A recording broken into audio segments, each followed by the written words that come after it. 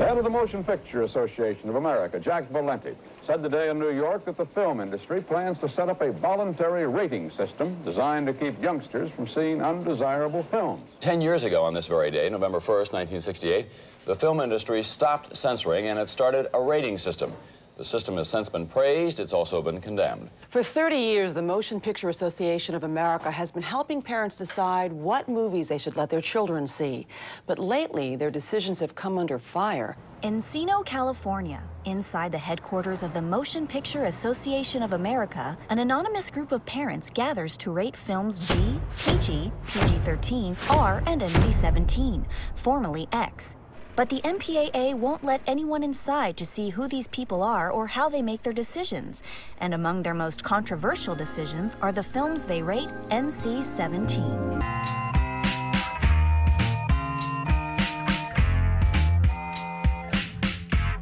I definitely felt censored, and I felt discriminated against for making a gay film. We were told anything with a dildo would have to be removed. Give me the physical frame. Where exactly do we go from a PG to an R? They give you this list in the beginning that has every single thing that couldn't be on television. I had to cut one shot where you just infer that one of the girls is like going towards the crotch of the other girl. There was some pressure from the studio to cut back a bit. And in the end, they cut 3 seconds, I think it was. And the MPAA members will tell you, well, you don't have to accept the rating. It's not mandatory. That's bullshit. Why should that movie get an R? I do and anticipate why, some for seeing my pubic hair, do we get an There is one in this generation. Portraying black. It's a terrible situation.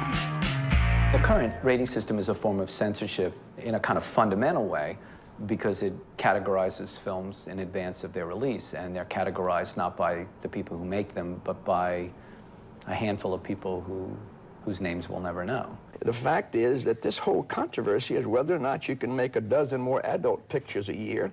I don't think many parents are going to fret because their children can't see a sex orgy on the screen. What strikes you immediately about the MPAA, and I'm sure I'm the 300th person to say this, is how much more they seem to be concerned about sex than they are about violence. Whereas the movie rating systems in Europe have the exact opposite view, much more open about sexual depictions, much more restrictive about violent depictions than the MPAA. If you see a movie like Sin City, which is R-rated and is just full of dismemberments, decapitation, the most grisly kind of violence, but that gets an R, and yet you see like a film like The Dreamers, which is sex among 3 young people, and not even explicit hardcore sex, and that still is rated NC-17. The fact is, that's not true. Most pictures that get an NC-17 rating, the adult rating, have to do with violence.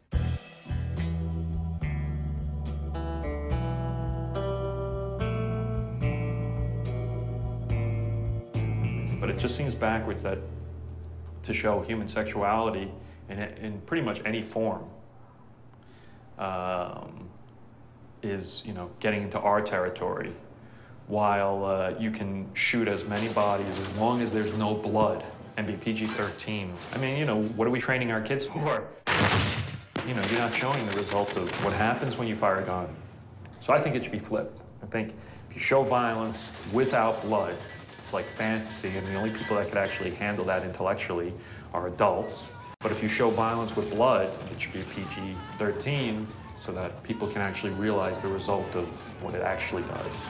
We studied 98 of the 100 top-grossing films from 1994 for this particular study on the ratings system. And what we discovered was that they aren't doing a very good job at discriminating for violence.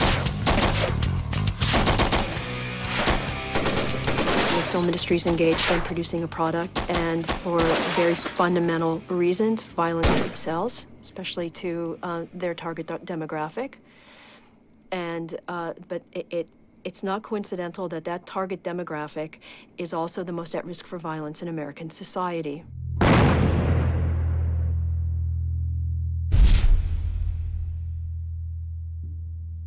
You remember Columbine? As soon as Columbine occurred, Jack and the others circled the wagons and defended the industry. And Jack said, nobody knows what the impact of media violence is. And it's true.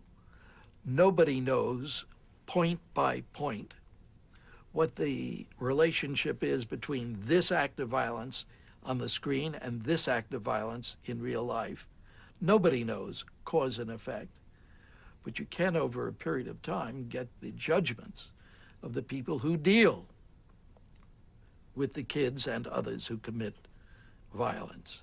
And their judgment, from the first Surgeon General's report on, has been almost unanimously that it's a negative input. So we think it's not too much to ask of a group of people who have embraced the responsibility of informing parents what's going on in films, to inform themselves about what's going on in the research regarding this connection. I'd rather have the person who went to medical school tell me something about a medical problem, this person who studied psychiatry to tell me what the psychiatrists know about the impact upon children of violence or sexuality or anything. So I do want to bring in expert opinion.